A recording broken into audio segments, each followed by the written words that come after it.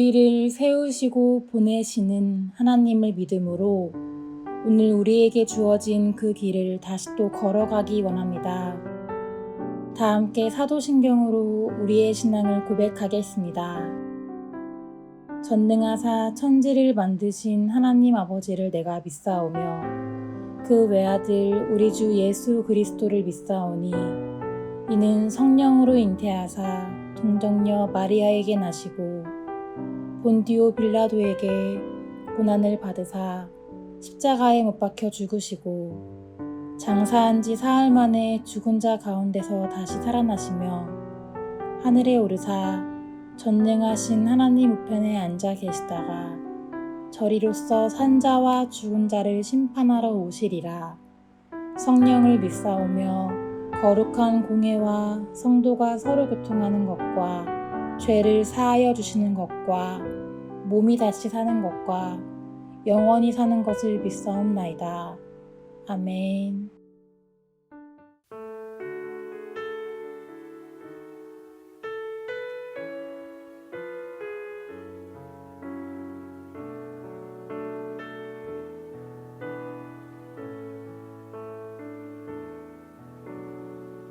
나의 영혼이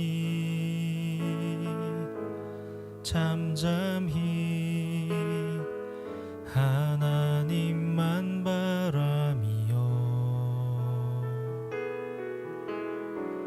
나의 구원이 그에게서 나는 도다 나의 영혼아 잠잠히 하나님만 바라라 나의 소망이 저에게서 나는 도다 나의 영혼이 간절히 여호와를 갈망하며 나의 입술이 여호와를 찬양하리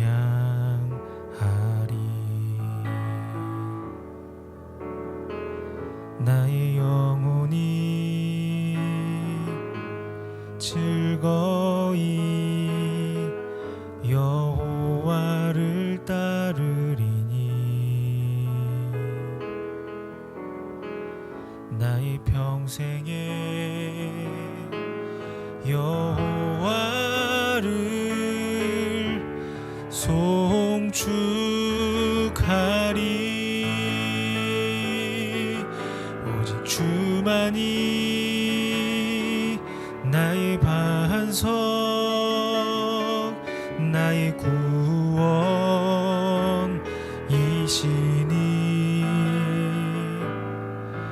오직 주만이 나의 산성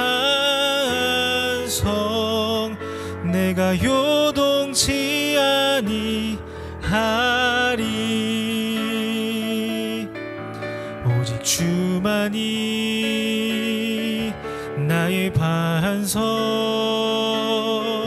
나의 구원이시니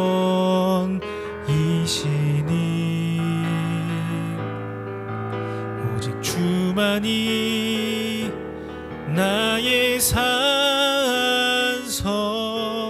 내가 요동치 아니하리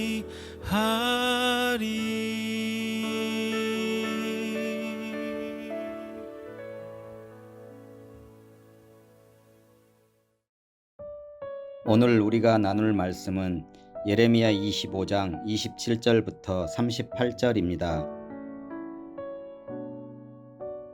너는 그들에게 이르기를 만군의 여호와 이스라엘의 하나님의 말씀에 너희는 내가 너희 가운데 보내는 칼 앞에서 마시며 취하여 토하고 엎드러져 다시는 일어나지 말아라 하셨느니라. 그들이 만일 네 손에서 잔을 받아 마시기를 거절하거든 너는 그들에게 이르기를 만군의 여호와께서 말씀하시기를 너희가 반드시 마셔야 하리라. 보라, 내가 내 이름으로 일컬음을 받는 성에서부터 재앙 내리기를 시작하였은즉 너희가 어찌 능히 형벌을 면할 수 있느냐. 면하지 못하리니 이는 내가 칼을 불러 세상의 모든 주민을 칠 것임이라 하셨다 하라. 만군의 여호와의 말씀이니라. 그러므로 너는 그들에게 이 모든 말로 예언하여 이르기를 여호와께서 높은 데서 포효하시고 그의 거룩한 처소에서 소리를 내시며 그의 초장을 향하여 크게 부르시고 세상 모든 주민에 대하여 포도 밟는 자같이 흥겹게 노래하시리라. 요란한 소리가 땅 끝까지 이름은 여호와께서 뭇 민족과 다투시며 모든 육체를 심판하시며 악인을 칼에 내어 주셨음이라. 여호와의 말씀이니라. 만군의 여호와께서 이와 같이 말씀하시니라. 보라, 재앙이 나서 나라에서 나라에 미칠 것이며 큰 바람이 땅 끝에서 일어날 것이라. 그 날에 여호와에게 죽임을 당한 자가 땅 이 끝에서 땅 저 끝에 미칠 것이나 그들을 위하여 애곡하는 자도 없고 시신을 거두어 주는 자도 없고 매장하여 주는 자가 없으리니 그들은 지면에서 분토가 되리로다. 너희 목자들아 외쳐 애곡하라. 너희 양떼의 인도자들아 잿더미에서 뒹굴라. 이는 너희가 도살을 당할 날과 흩음을 당할 기한이 찼음인즉 너희가 귀한 그릇이 떨어짐같이 될 것이라. 목자들은 도망할 수 없겠고 양떼의 인도자들은 도주할 수 없으리로다. 목자들이 부르는 소리와 양떼의 인도자들이 애곡하는 소리여 여호와가 그들의 초장을 황폐하게 함이로다. 평화로운 목장들이 여호와의 진노하시는 열기 앞에서 적막하게 되리라. 그가 젊은 사자같이 그 굴에서 나오셨으니 그 호통치시는 분의 분노와 그의 극렬한 진노로 말미암아 그들의 땅이 폐허가 되리로다 하시니라. 아멘. 반갑습니다. 오늘 예레미야 25장 27절부터 38절까지를 중심으로 의지라는 주제의 말씀을 함께 나누겠습니다. 어제 본문에서 하나님께서는 바벨론에게 모든 나라들을 심판하도록 명령하셨고 그러나 마지막에는 바벨론도 멸망당할 거다 이렇게 말씀을 주셨습니다. 그리고 나서 오늘 본문에서 계속해서 이어서 말씀을 주시는데 핵심은 하나님의 진노의 잔을 피할 사람이 아무도 없다 이겁니다.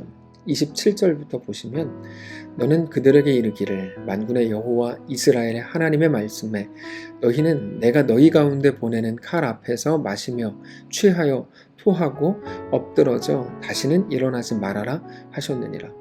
그들이 만일 내 손에서 잔을 받아 마시기를 거절하거든 너는 그들에게 이르기를 만군의 여호와께서 말씀하시기를 너희가 반드시 마셔야 하리라. 보라, 내가 내 이름으로 일컬음을 받는 성에서부터 재앙 내리기를 시작하였은즉 너희가 어찌 능히 형벌을 면할 수 있느냐. 면하지 못하리니 이는 내가 칼을 불러 세상의 모든 주민을 칠 것임이라 하셨다 하라. 만군의 여호와의 말씀이니라. 그러니까 너무나 분명하게 말씀을 주시죠. 27절에는 너희는 다시는 일어날 수 없다 이렇게 말씀을 하시고 28절에는 잔을 마시기를 거절하거든 그런 거 없다. 반드시 마셔야 된다. 29절도 너희는 면할 수 없다. 아주 분명하게 말씀을 주시더라는 겁니다. 자, 바로 여기 이 부분입니다. 하나님의 말씀을 주시는데 오늘 본문에 나오는 그 사람들은 계속해서 싫습니다, 아닙니다 라고 이야기하죠. 그때 하나님께서는 아니다, 내가 말한 대로 될 거다 이 얘기를 계속 하세요. 우리가 하나님의 말씀을 대할 때 내 생각과 다르다 라고 느낄 때가 많습니다. 근데 우리는 어떤 순간에도 하나님을 꺾을 수가 없죠. 그거를 하나님의 의지라고 부릅니다. 하나님의 의지라는 말은 하나님이 마치 어린아이처럼 막 고집을 부린다 이런 말이 아니고 하나님이 언제나 오르시다는 겁니다. 그럼에도 우리가 자주 하나님께 우리의 옳음을 주장하면서 내 생각이 마치 하나님보다 더 옳은 것처럼 말하면서 그러므로 하나님이 하나님의 뜻을 꺾어주기를 요구할 때가 많습니다. 그리고 우리의 소원처럼 하나님이 실제로 하나님의 뜻을 꺾어주실 때가 있습니다. 그거는 하나님이 틀렸고 우리가 옳기 때문에 하나님이 생각을 해본 다음에 그렇게 해주시는 게 아니고 철저히 하나님의 긍휼 때문입니다. 대표적인 게 둘째 아들이죠. 둘째 아들이 집을 나가겠다고 했을 때 그 아버지는 어떻게 될 것을 다 알았음에도 불구하고 그냥 내보내줍니다. 그가 옳았기 때문에 그렇게 해준 게 아니고 기다려주시기로 작정하신 거죠. 그게 하나님의 긍휼입니다. 그렇게 둘째 아들을 버리지도 않고 기다려주고 돌아오면 다시 받아주고, 그러나 그때부터는 다시 아들의 모습을 만들어 나가는 것이 아버지의 은혜, 하나님의 긍휼입니다. 그래서 우리가 하나님의 모든 뜻 앞에서 더욱더 해야 될 일이 하나 있다면 더 열심히 막 기도해가지고 내 뜻을 이루어내고 하나님의 보좌를 막 움직이고, 여러분 그런 게 아니고 늘 하나님이 옳으시다는 것을 인정하고 그 앞에 온전히 그러므로 엎드리는 것이 가장 중요하다는 것이죠. 특별히 하나님의 의지, 하나님의 변하지 않을 의지, 하나님의 그 뜻은 무엇인가 하면 우리를 온전한 하나님의 백성으로 얻으시는 거다. 성경은 그렇게 말합니다. 요한복음 6장인데요. 얼마 전에도 말씀을 드렸었죠. 39절입니다. 나를 보내신 이의 뜻은 내게 주신 자 중에 내가 하나도 잃어버리지 아니하고 마지막 날에 다시 살리는 이것이니라. 분명히 말씀을 하십니다. 하나님의 뜻은 하나도 잃어버리지 않고 마지막 날에 다시 살리는 거다. 그렇게 온전한 하나님의 백성이 되게 하는 거다. 이렇게 말씀을 하십니다. 여기에서 하나도 잃어버리지 않는다고 하니까 그게 마치 뭐 10,000명, 10,000,000명, 뭐 수억 명 이렇게 그 모든 사람들이라는 의미가 강한 거라고 생각하는데, 사실 거기서의 핵심은 그러므로 나도예요. 그러므로 나도. 그러므로 너도. 그러니까 하나님이 하나도 잃어버리지 않는다 그랬으니까 그러므로 나도 그렇겠구나. 그게 바로 핵심이라는 겁니다. 그러므로 하나님은 나를 외면하지 않으시고 반드시 나를 하나님의 온전한 백성으로 세우시기 위해, 만들어 가시기 위해서 오늘도 일하신다는 거죠. 우리가 볼 때는 내가 너무 불완전해요. 이게 어떻게 하나님의 백성이지? 이게 어떻게 천국을 갈 수 있는 사람이지? 이게 도무지 납득이 안 됩니다. 근데 우리는 그때마다 말씀을 통하여 확인하는 거죠. 나는 너도 이끌어간다. 네 삶을 내가 책임진다. 하나님이 우리 삶을 책임지신다는 것은 어떤 어려움도 없게 해줄게, 대학 착착 붙게 해주고, 취업하게 해주고, 어려울 때마다 기도하면 내가 다 좋게 풀어주고 고통을 면제시켜주고, 그게 아니고 우리 앞에 있는 모든 일들이 우리를 어디로 이끌어가게 합니까? 하나님의 온전한 백성이 되게 만든다는 거죠. 그래서 우리의 매일의 눈물과 한숨과 비명도 소중하고 위대하다고 말씀을 드린 겁니다. 우리의 모든 그 아픔들이 우리를 오늘 온전한 하나님의 백성으로 이끌어 갈 것이기 때문입니다. 그게 하나님의 실력이고 하나님의 의지라는 거예요. 그게 바로 우리의 오늘, 우리의 현실입니다. 우리의 현실은 우리의 의지로 만들어지는 게 아니고 하나님의 의지로서 우리에게 주어지는 겁니다. 그래서 지난 수요 예배 때 말씀을 드렸던 것처럼 우리는 하나님이 우리에게 주시는 매일의 도전, 매일의 문을 열고 그 문 속에 있는 그 길로 걸어 들어가는 것이 우리가 매일 해야 될 일이라는 거죠. 우리의 의지, 내 감정과 내 판단, 나는 내가 잘 알아. 그게 아니고 하나님이 이끄시는 그 문으로 들어가서 그 길로 걷는 것이 우리가 해야 될 일이라는 거죠. 그렇게 하기 위해서는 언제나 우리에게 믿음이 필요합니다. 용기가 필요하고요. 담대함이 필요합니다. 그래서 우리는 늘 하나님께 믿음을 구하는 겁니다. 나에게 믿음을 주십시오.